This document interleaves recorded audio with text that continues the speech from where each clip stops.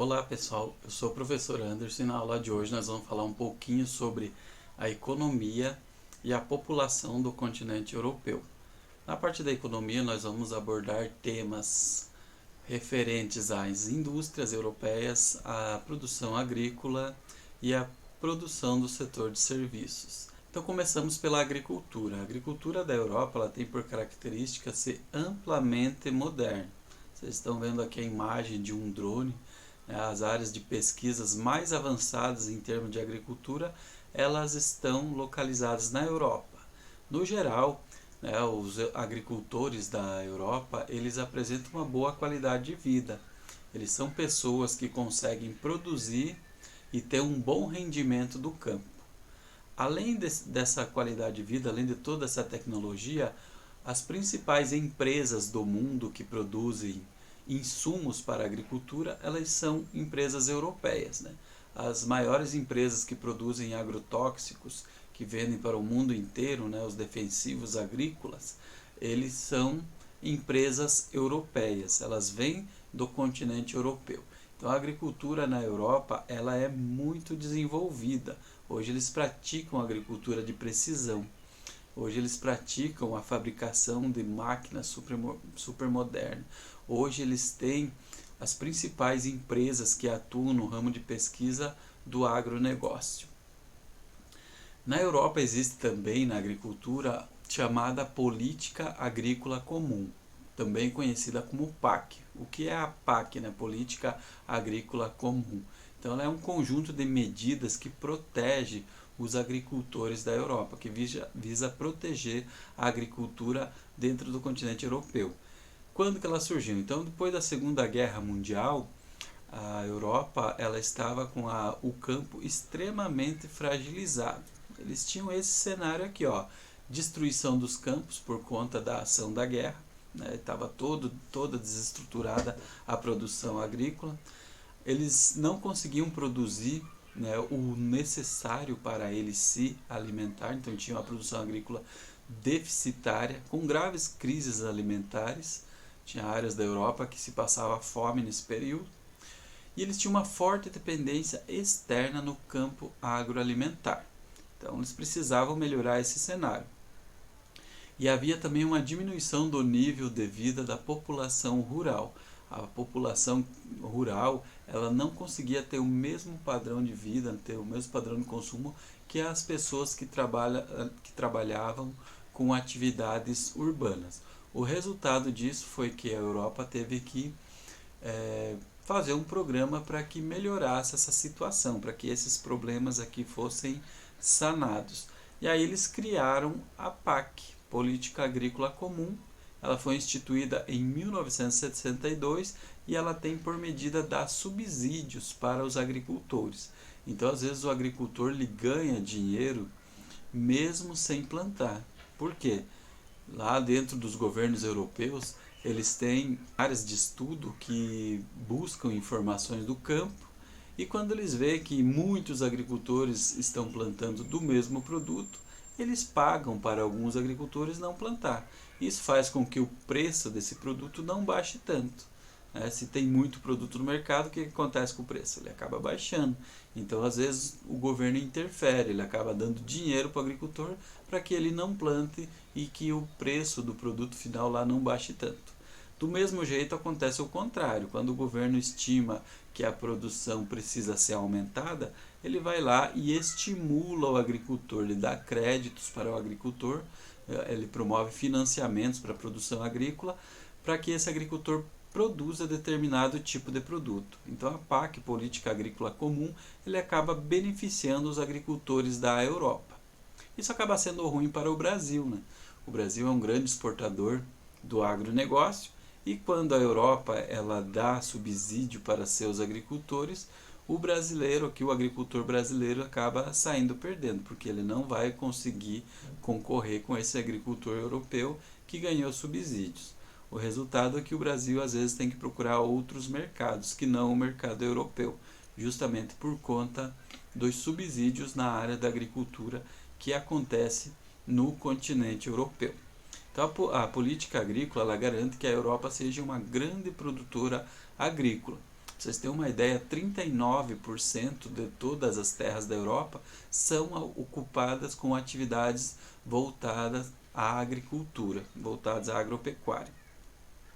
E aí o resultado disso é que é uma área muito grande, né? Para vocês terem uma ideia, mais de 3 milhões de quilômetros quadrados que são dedicadas à produção de alimento dentro do continente europeu, graças a essa estruturação, a essas políticas que o governo tem de manter as pessoas no campo, através de subsídio, através de ajudas, fazendo com que haja uma maior produtividade agrícola. Além do fato, é claro, das principais empresas do ramo da agricultura estarem sediadas na Europa. Então, olha só, aqui tem um mapinha da distribuição da produção agropecuária da Europa. Então, ela é caracterizada por uma alta tecnologia. As regiões do sul aqui são responsáveis por produção de hortaliça. Então, são as regiões de clima mediterrâneo, Portugal, Espanha, Itália, Grécia. Vai ter uma grande produção de frutas, vai ter uma grande produção de uva, de azeitona nessas regiões aqui. As áreas mais centrais aqui já são áreas associadas de criação de gado com agricultura. Então, a agricultura mais voltada para a produção de proteínas e para a criação de gado.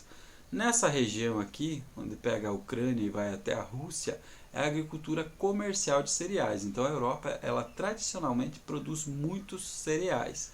A base da cozinha, da comida europeia, ela é baseada no trigo, ela é baseada no centeio, ela é baseada na cevada. Então, principalmente o trigo, né, ele vai ter uma grande produção dentro do continente europeu. E aí tem outras áreas aqui mais ao norte, estão vendo essa área em roxinho aqui? Essa área onde não é praticada a agricultura, porque é região da floresta das coníferas. Essa região aqui será um extrativismo voltado para a produção de madeira e voltado para a produção de papel. E aí no extremo norte, essas regiões aqui da Península Escandinávia e o norte da Rússia, teremos a criação nômade de gado de pastoreio. Então a região do gado se cria meio solto, mas no geral é uma agricultura de alta tecnologia, é uma agricultura voltada para o grande mercado interno consumidor da Europa. A questão da indústria. Então vocês sabem muito bem que a Europa, né, ela foi um dos berços da industrialização. Foi lá que surgiu a primeira revolução industrial, baseada no ferro e no carvão, né, no carvão e no aço. E foi justamente nessa região aqui. Essa imagem satélite mostra bem onde surgiu a Revolução Industrial, surgiram as primeiras indústrias têxteis, né, que foram substituindo a manufatura e transformando os produtos em maquinofatura. Essa indústria inicial ela surgiu na Inglaterra e na França, juntamente com os Estados Unidos da América. Então esses países foram os responsáveis pela Revolução Industrial. Então a Europa tradicionalmente ela tem uma cultura já da industrialização de quase 300 anos. 300 anos já tinham as primeiras indústrias surgindo aqui no continente europeu. E de lá para cá a industrialização da Europa ela só foi aumentando, ela ganhou muita importância, né? Foi se diversificando e foi aumentando. Hoje o grande eixo de industrialização da Europa continua sendo essa região aqui, ó, que vai do sul da Inglaterra, estão vendo aqui, ó, essa parte em roxo, vai do sul da Inglaterra, passa pela França, Alemanha, Países Baixos e vai até o norte da Itália. É a principal região industrial da Europa, é a região com o espaço econômico mais dinâmico. Estão vendo a legenda aqui? Essa legenda ela diz que são centros, né, espaço de economia dinâmica, quer dizer que são super desenvolvido e que a mudança ocorre muito rapidamente. É onde está localizada as principais fontes de capitais. E por que a indústria ela é favorecida nessas regiões aqui? Primeiro que são regiões de vale, então tem água em abundância, que é o Vale do Ruhr, mas tem o Vale do Reno, o Vale do Pó, que são rios importantes e que acabam servindo tanto no transporte como servindo de base para a indústria. Também nessas regiões aqui, como na Alemanha e na Inglaterra, tem grandes jazidas de carvão. E isso faz com que haja matéria-prima para que o fenômeno da indústria aconteça. Aí, próximo a essas regiões aqui, a gente tem a periferia muito integrada ao centro. Estão vendo essas regiões aqui? O restante da Inglaterra, Irlanda, o restante da França, Espanha, o centro italiano, o restante da Alemanha, o sul da Península Escandinávia aqui, Suécia, Noruega e Finlândia.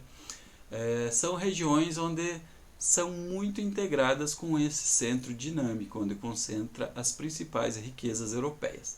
E aí tem a periferia dinamizada, né, por investimentos. Então os investimentos eles têm se deslocado desse centro aqui, onde a mão de obra é um pouco mais cara, onde tem, né, uma regulação ambiental um pouco mais feroz, e aí esses investimentos eles têm essa direção, principalmente hoje a Polônia, né, essa região da Polônia aqui, os países bálticos eles vêm recebendo muitos investimentos da Alemanha, da Inglaterra, da França, da Itália, e vem se tornando em áreas super industrializadas também. E aí tem a periferia de dinamismo localizado, as regiões de Portugal, Grécia aqui, e a periferia em vias de integração. São as áreas onde ainda estão aguardando a integração. Essas áreas em verdinho aqui, essas áreas em tons mais claros, são as áreas que não estão totalmente integradas, mas que são locais de possível integração no futuro próximo. Aqui existe também essas bolinhas representando as metrópoles, né? Você vê que na Europa temos metrópoles mundiais, por exemplo, Londres, Paris, são chamadas metrópoles mundiais. Tem metrópoles europeias, essa bolinha menor, metrópoles nacionais e outras cidades. Então, vocês podem ver que as principais cidades, as principais metrópoles, elas concentram-se nesse eixo aqui, ó, que pega da Inglaterra, passa pela Alemanha e vai até o norte da Itália. É nessa região que se concentra hoje o espaço industrial, a principal região geradora de riqueza do continente europeu. Além da agricultura e da indústria, existe também o setor de serviços, que é muito importante para a economia europeia. A Europa toda junto, ela é responsável por mais de 50% de toda a renda que o turismo gera no mundo. Países como a França, Inglaterra, Itália, Alemanha, Portugal, eles recebem muito turista. Eles são países que a indústria do turismo ela funciona com muita força. Como que é isso? Então o turista sai aqui do Brasil, dos Estados Unidos, de qualquer país do mundo, e ele vai visitar essa cidade. Quando ele chega lá, ele gasta seu dinheiro. Ele fica em hotéis, ele consome alimentos, ele consome bebidas, ele consome transporte. Então ele gasta dinheiro dentro da cidade. E esse dinheiro faz com que a economia da cidade seja dinâmica. Então, para vocês terem uma ideia, a Europa, né, por conta de toda a sua história, por conta de todas as suas paisagens naturais e históricas, ela se torna um continente muito visitado. 50% de toda a renda do turismo no mundo ele é gerado no continente europeu. Características demográficas do continente europeu. Então a Europa tem mais de 740 milhões de habitantes. E esses 740 milhões de habitantes estão distribuídos de maneira desigual.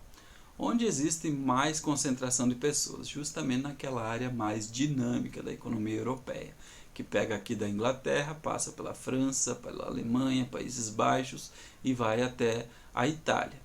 Essa região é a região onde concentra muitas pessoas.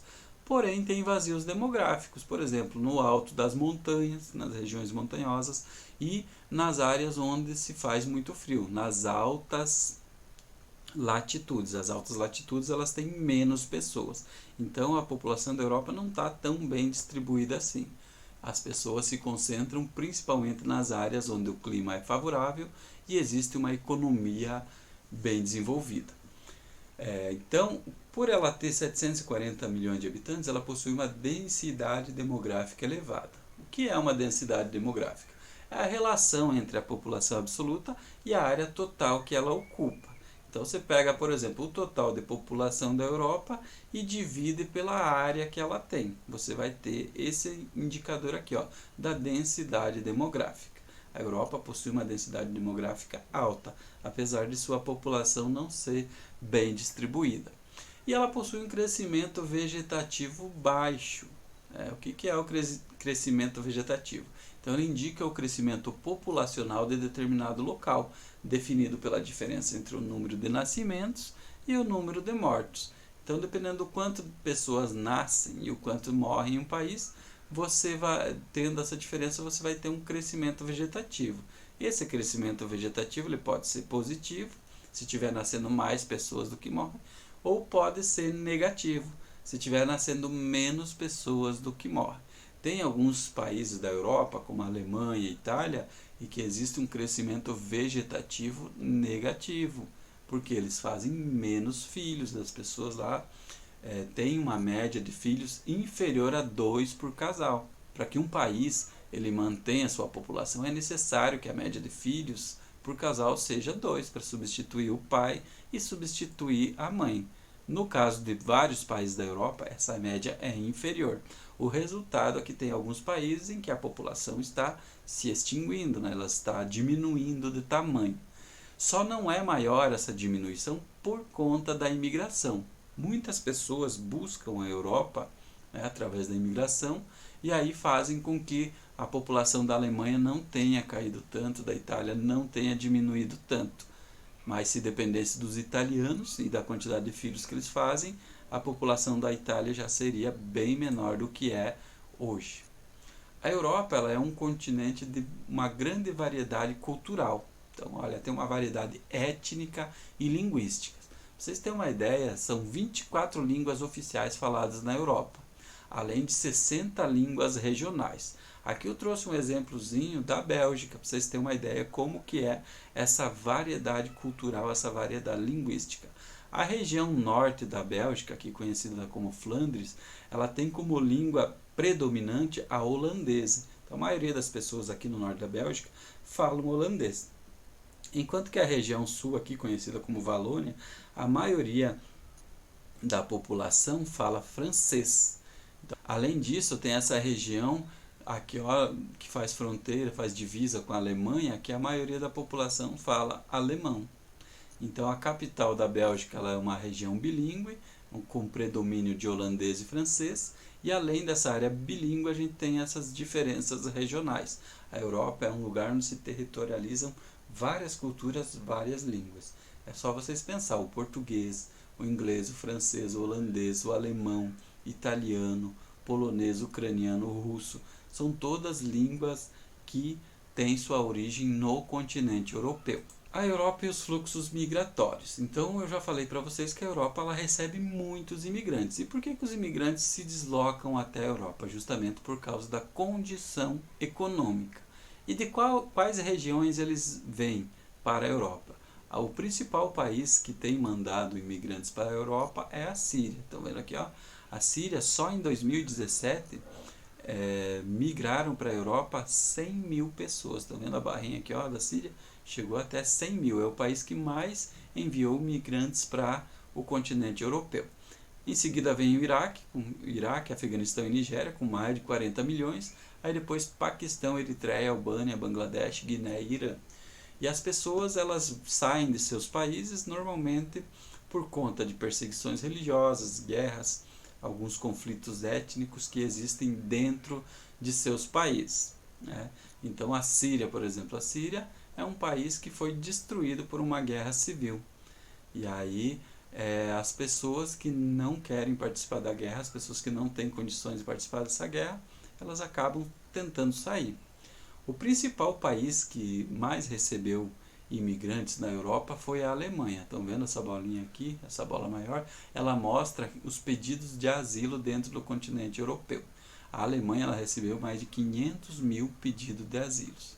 Aí em seguida vem a França, a Hungria, a Áustria, o Reino Unido, a Suécia, a Itália. Vocês podem ver que são os países mais ricos, os países com a economia mais consolidada dentro do continente europeu. Então o imigrante ele sabe que a condição econômica da Alemanha ela é uma condição melhor que da Espanha. Por isso eles escolhem a Alemanha como país de destino e acabam tentando ingressar dentro do continente europeu. Quando os imigrantes, quando existe o pleno emprego, os imigrantes eles são bem-vindos no continente europeu. Mas quando surgem crises, como por exemplo essa que nós estamos vivendo hoje, que começou lá em 2008 e que gerou desemprego no continente europeu, começa a surgir, né, o sentimento de xenofobia e racismo. Então as pessoas começam a procurar culpados, né, procurar alguém para botar a culpa. E um dos culpados, né, que os europeus gostam de colocar a culpa dos seus problemas são os imigrantes, né? Então eles dizem que a ida de imigrantes para a Europa acaba gerando mais desemprego, acaba fazendo com que os salários baixem e gera o sentimento de xenofobia.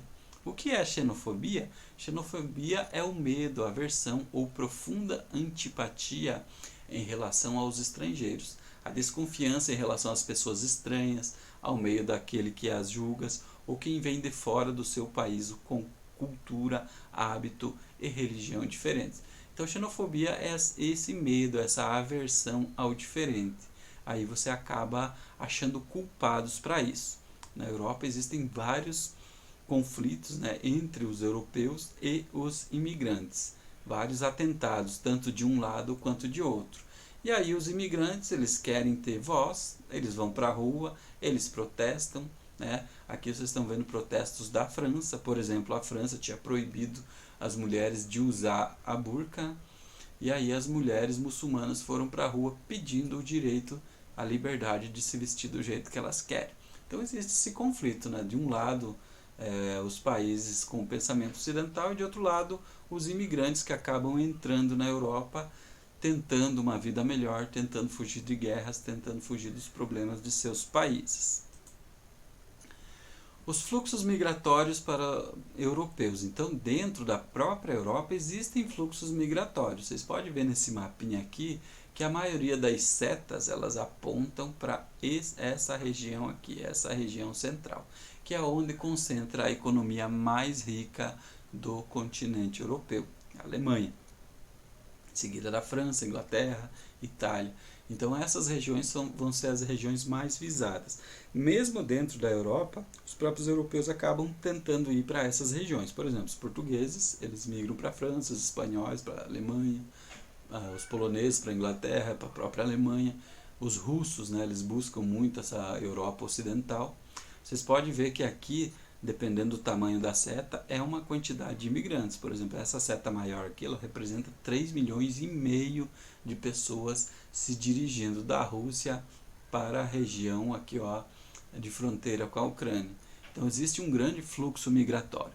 Aqui vocês estão vendo o exemplo de uma comunidade indiana lá em Londres, né? Então a capital inglesa, ela tem bairros lá que as culturas diferentes do mundo se territorializam. Uma delas é a cultura indiana. Então os imigrantes saíram lá da Índia, que é uma ex-colônia britânica, e acabaram se territorializando dentro do continente europeu. A Europa ela recebe muitas pessoas estrangeiras justamente por conta de sua condição econômica ser uma condição melhor. Então, aí vocês viram alguns aspectos da economia da Europa, a agricultura, a indústria. Vocês viram que é a indústria de ponta, uma indústria que tem grandes empresas globais, as empresas que atuam aqui no Brasil, Volkswagen, Renault, Peugeot, são empresas europeias, Nestlé, Monsanto, Bayer, são todas empresas europeias. Vocês viram também alguns aspectos da agricultura europeia, a importância do turismo, a questão das migrações, como que a Europa ela acaba atraindo pessoas de várias partes do mundo por conta de sua condição econômica. E quando essas pessoas chegam lá, elas, né, muitas vezes não são bem tratadas por conta do sentimento da xenofobia. Então esses foram alguns aspectos da Europa, sua economia e sua população. Eu fico por aqui, até a próxima.